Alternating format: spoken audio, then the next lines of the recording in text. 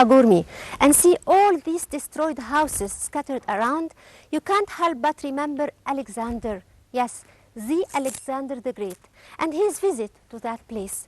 That visit was so important. In fact, it has immortalized Siwa oasis.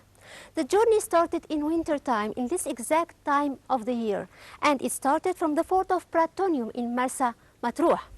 He was accompanied by a big number of his friends and soldiers. That caravan reached Siwa oasis in 8 days, covering 300 kilometers on the backs of camels. In the first middle of 331 BC, and after Alexander the Great established the city of Alexandria, he headed towards Siwa. That visit wasn't only the most famous visit in the ancient history, but beyond doubt, it was the main event that immortalized the name of Siwa oasis in both the ancient and modern times.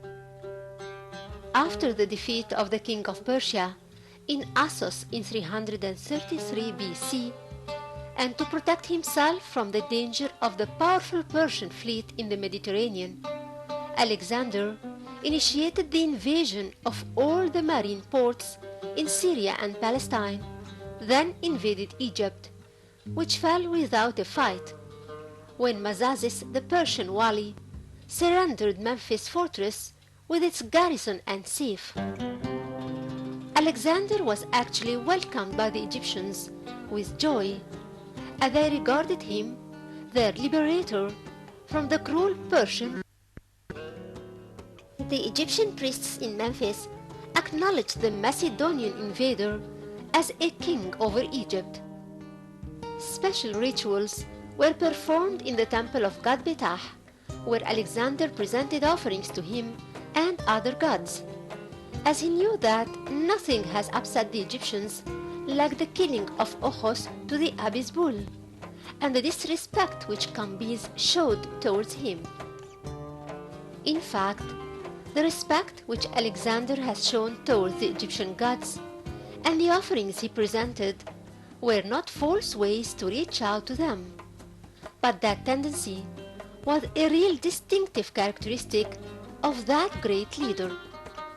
Since the 8th century BC and even before that, Egypt was well known for the Greeks, as many of the writers wrote in the 6th, 5th and 4th centuries BC about Egypt, and many of the celebrities who founded the principles of Greece's civilization bragged about teaching their students in Greece what was taught to them by the Egyptian priests. Since the 8th century BC, a Greek trade center was established in Naucratis in western Delta, and hence many Greek traders established good routes for trade with Egypt. On the other hand, many Greek philosophers came to Egypt to study in the schools attached to the temples.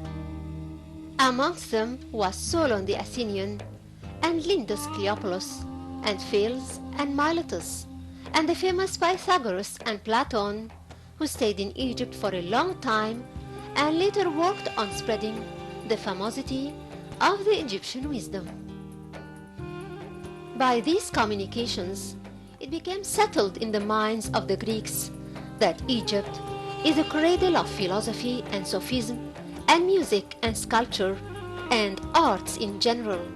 In the same time, Ammon's temples spread in the Greek cities, and in Athens, they celebrated the opening of a temple consecrated to Ammon in 333 BC, which was less than 2 years of the visit of Alexander to the Oracle Temple of Siwa.